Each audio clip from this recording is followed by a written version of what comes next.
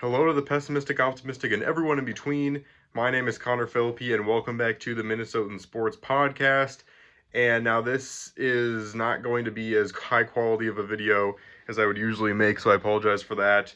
This is going to be another phone recording, which I usually only do for my raw reactions, but I'm trying to get back into the swing of making actual reactions to the entire NFL, every game, every week, and I just don't have time this week to do my full camera um, setup and with my microphone and everything like that.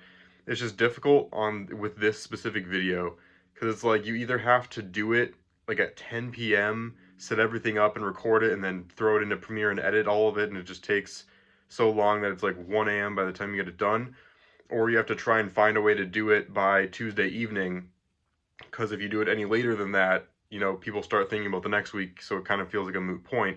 So it's kind of a quick turnaround with this one specific video. The other videos you can kind of prepare more for.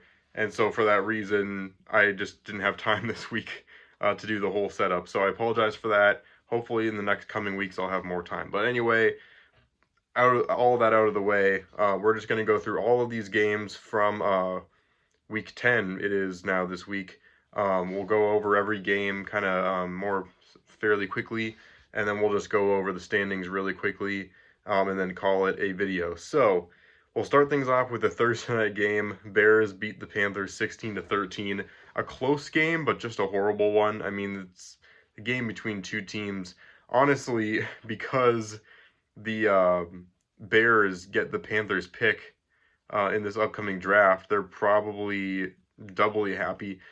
It's kind of difficult because the Bears, you think you usually would want to tank, but the thing is, the Panthers gave the Bears their pick anyway, so it's like you want to beat the Panthers in this instance because you get their pick. But this is just a bad game between two very bad teams. Bryce Young with 185 yards of passing with no touchdowns, and he was the leading passer in this game. It was a very ground-heavy game because it kind of had to be, because both of these quarterbacks just have not been good. I still believe in Bryce Young for the future, but right now he's just not getting the job done for the Panthers. And, the Panthers are in full rebuild mode. I think the future is bright for this team as the future goes on, but this year it's not their year. And for the Bears, there needs to be some significant changes made at not just the quarterback position, but this whole team needs an overhaul once again. I already talked about the Saints-Vikings game. Dobbs, very impressive. I'll make sure you watch my full raw reaction to that game on my channel. Colts-Patriots, I mean, the Patriots, man, I mean, I'd never thought a Bill Belichick team would be as bad as this Patriots team is right now. I mean, they put in Zappe after Mac Jones was completely incapable, and then Zappe ended up throwing a boneheaded interception to seal the game, and just so many issues going on with the Patriots, and they're not going to be fixed in the short term. It's just not anything I'd expect ever out of a Belichick team. I always thought that they'd be capable of making the playoffs year after year, or get close anyway, like last year. As for the Colts, honestly, not that great. Like, they're probably one of the worst 5-5 teams this year, that are at that 500 point. Minshew was not impressive. They basically just didn't play as bad as the Patriots, and that's how they won this game. And they've had a very cushy schedule that's gotten them to this 5-5 point. Definitely one of the worst 5-5 teams out there. Texans Bengals. This was a really good game to watch. The Bengals, man, they were able to come back near the end, but they got to find a way to put a full game together. Like, I still believe in this Bengals team. I'll talk about the Bills in just a few seconds and how I felt that way before that game about them as well. But for the Bengals, I still believe in them, and I still feel like they can get up to that point. They've started off every year slow. This year is a little different in the sense that they started it really slow, and it kind of has been more of a very slow progression back to the offense that they should be. Still scored 27 in this game, but you can't go into the third quarter with only 7 points scored. This Texans team is on the rise, and they outplayed the Bengals in this game. The Bengals weren't horrible. The Texans outplayed them. I mean, CJ Stroud is single-handedly, well, not single-handedly, but he is a major factor in this franchise turning around seemingly overnight. And if Stroud continues to play this well, the Texans could legitimately be a front runner for the 7th seed. It's not a fluke that they're in this position. They are actually playing impressively well, considering they were one of the worst teams in the NFL the last few years. But yeah, C.J. Stroud is the future for this team. Put up 356 and a touchdown, only one interception. Stroud is special, and right now, Panthers fans are probably looking on in disgust as the second quarterback to go off the board severely outplays Bryce Young so far this season. Packers Steelers, love to see another Packers loss, another game where they were just straight up outplayed. Game sealing interception for the Steelers after Jordan Love. He put up 289 and 2 touchdowns, also gave up 2 interceptions, and that turnover battle won by the Steelers was how they won this game. Honestly, Warren for the Steelers stole the show on the ground, over 100 yards rushing. How about Reed in wide receiver for Green Bay, leading that team in yards and got a touchdown in this game? But yeah, the Packers, they're 3-6. I'm kind of hoping that they win a couple more games to finish out the season so that they don't get quite as high of a draft pick.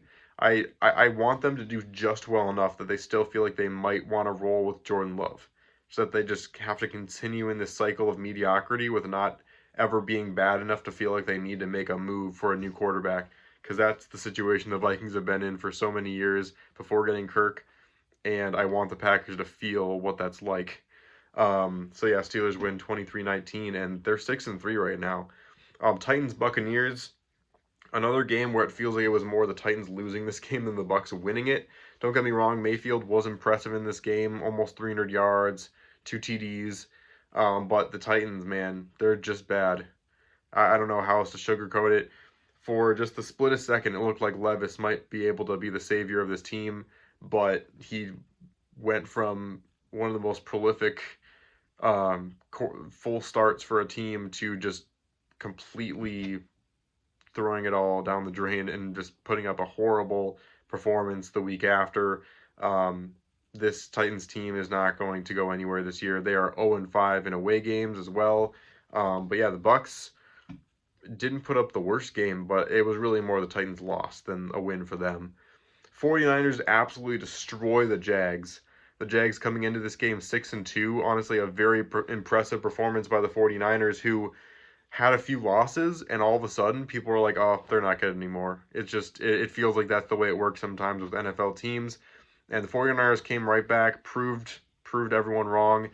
How did they get Chase Young? How did this defense that was already so good at the trade deadline just get handed Chase Young?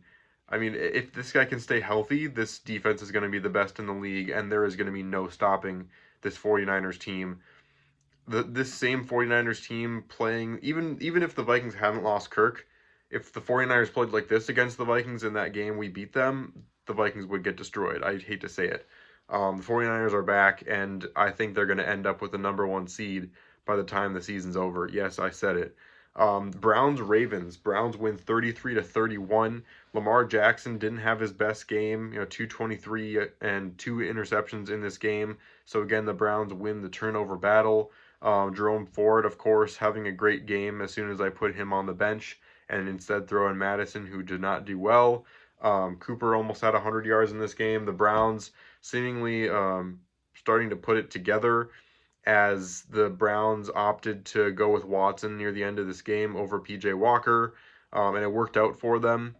But really, it's impressive that this offense was able to, for once, save the defense, because this Browns defense has been one of the best in the entire league all season, and now that they needed the offense to step up, they were able to do it. So that's the mark of a good team, is if the whatever part of your team is the strong suit, if they falter for a game, the other side has to be able to pick them up, because that's the way it's probably going to work in the playoffs, and the Browns were able to do that. But these two teams battling it out these 3 teams, and honestly, the Bengals still have a really good chance as well to try and take this division. This AFC North division is going to be so fun to watch, because all 4 of these teams are some pretty good football teams right now. The fact that the Bengals is the worst team in this division right now is just insane to me. The Falcons Cardinals, one of the later slots, 25-23 win for the Cardinals. In another game, the Falcons started off pretty well, went into halftime with the lead. Of course, that didn't last because they're the Falcons. The Falcons at the beginning of the season were looking like they might be kind of a sneaky good team, and then they just got outplayed by the formerly 1-8 Cardinals that just became 2-8. But it was kind of just another game where it's like, man, this is just bad between two teams. Bijan Robinson is finally getting the work that he deserved with the Falcons, but it didn't end up being enough as the Cardinals end up winning this game. How about McBride for the Cardinals, putting up 131? I put him on in my fantasy lineup the last couple weeks because Waller is out with injury, so I'll definitely be keeping him in next week. The Lions 41-38 over the Chargers. Now this one hurts me. Okay, so here's the thing. I am rooting wholeheartedly for the Lions. Even though the Vikings still have a shot at this NFC North, I know they have no chance in the playoffs. I still want to see the Vikings get to the playoffs because it would be a cool story for Dobbs, and I'm always going to root for the Vikes. But I honestly still kind of want to see the Lions win the division simply because I feel like they have a better shot in the playoffs. If I had any confidence at all that the Vikings could do anything in the playoffs, I'd be rooting wholeheartedly for the Lions to lose. Like, don't get me wrong, I'm a diehard fan, but just for the sake of the Lions finally getting a win, I also am kind of still rooting for them as well. So to see them jump up to 7-2 for the first time in I don't even know how long was great. That being said, the stupid Chargers keep making me look like more and more of an idiot because before the season started, I said so many things hyping up the Chargers. I was like, man, the Chargers. I made the bold prediction that the Chargers would win the AFC West this year. I said that Justin Herbert was going to look like an MVP candidate. And I said all this other stuff, and the Chargers continue to disappoint me, prove me wrong, and make me look like an idiot. So that's the bad thing. But I mean, it was a really close game. Don't get me wrong. The Chargers were not a few close plays away from becoming 5-4 and getting above the 500 mark. And who knows, maybe they'll still be able to get up to that point by the end of the season and sneak into the playoffs. But they're definitely not the team that I was at least boldly predicting them to be. The Lions sure are that team though. 41 points against a Chargers defense. This offense, Herbert did everything that he could do. And the Chargers defense, I mean, you have too many big names on that defense to put up 41 points. I don't care if it's the Lions. I don't care if it's a prolific offense like the Lions.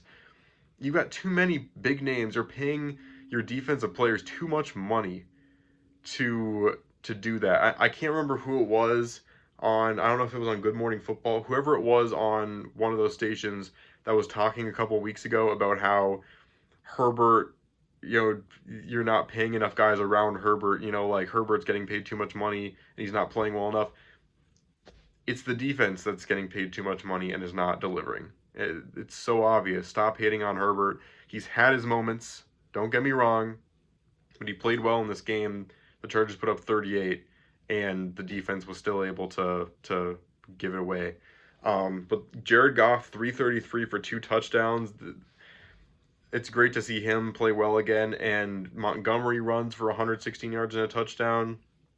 Even with an 175-yard game and 2 touchdowns for Keenan Allen, imagine putting up that kind of a performance and losing that game. It has to be infuriating. But the Lions are the real deal. Every single week we see them win another one, and it proves the league more and more right that they deserve to be in this position. And I honestly was not as high on them as I should have been to start off the season, so I'll apologize for that as the season continues on. But they're now 1 game away from the number 1 seed in the NFC, which is really nice to see for a change. The Cowboys demolished the Giants 49-17, and all those points were in garbage time for the Giants. Dak Prescott, I've said my piece about Dak Prescott. In this game, though, he was balling. 400-plus yards, 4 touchdowns, only 1 interception. Man, that was a great performance. 79 yards for Dowdle for the Cowboys. What's wrong with me? And then Brandon Cooks putting up 173 yards as well. This Giants team is done. They're cooked. It's time to blow up everything. I mean, only 1 year removed from a very impressive performance, and once again, another team that had to make me look like an idiot. It was another bold prediction for me. I was like, the Giants are going to be a 5 seed, and it's not going to be close. They're going to be the best wild card team in the league. They might even put up a fight against the Eagles. They're going to beat out the Cowboys. I had such high hopes for the Giants, and I was even more wrong about them than I was about the Chargers. And it makes me look like an idiot again. So thanks a lot, Giants. You ruined everything for my predictions because I don't think I made a single right one so far going into the season. But yeah, the Cowboys win by flying colors. Yeah, that's what the phrase. And a really bad look for me predictions wise. The Seahawks beat the Commanders 29-26 in a game that most likely saw the Vikings not able to. The Vikings now are probably not going to be able to get any seed higher than 7. Now that the Seahawks won this game, I don't see them losing enough games now going down the stretch for us to be able to get ahead of them, especially since we got some tough games coming up. But Geno Smith played in this game like the quarterback that we expected him to play like after the way he played last season. And the Seahawks improved to 6-3. The Commanders put up a pretty impressive comeback, scoring 14 points in the fourth quarter. But ultimately, it was the quarterback play by Smith. Brian Robinson Jr. for the Commanders actually put up a pretty good performance, but the Seahawks are looking more and more like the real deal as well. They are kind of a streaky team sometimes, but if they can ride a positive momentum wave going into the postseason, whatever that might look like, they could be a really dangerous team in these playoffs. Jets Raiders, yet another just horrible primetime performance. The Raiders are another team where it's like, how are they 5-5? They have not played well, and yet it kind of feels like it's a culmination of easy teams they've played and just kind of lucky breaks. It seems like there's been some teams this year that have played their worst football against the Raiders for some reason. But don't be fooled, the Raiders are still a very bad football team. That being said, Josh Jacobs, 116 yards, proving why he was worth getting him back by the Raiders. Wilson puts up 93 yards. It's not enough as Zach Wilson throws an interception. The Raiders win 16-12 in a very forgettable Sunday night football matchup. And then just tonight, just as I was getting ready to record this, the Broncos beat the Bills 24-22. What a frustrating game. You know me, anyone that doesn't, because I'm a Vikings fan, because I'm a Minnesota sports fan, I am always rooting for the team that has not won before, that has had very little success in previous years. That's why I always root for the Bills. That's why I'm a big Chargers fan. That's why I'm a Bengals fan every year. I always root for the teams that don't have one or haven't had one in a very long time. I was rooting for the Jets before they got Aaron Rodgers, all that stuff. So I'm rooting so hard for the Bills. Josh Allen makes it so hard to defend him anymore. Going into the season, I still viewed him as a top 3 quarterback in the league. He has that upside, but there's so many quarterbacks that were below him going into the season that I think are above him because of the fact that they just don't make dumb decisions.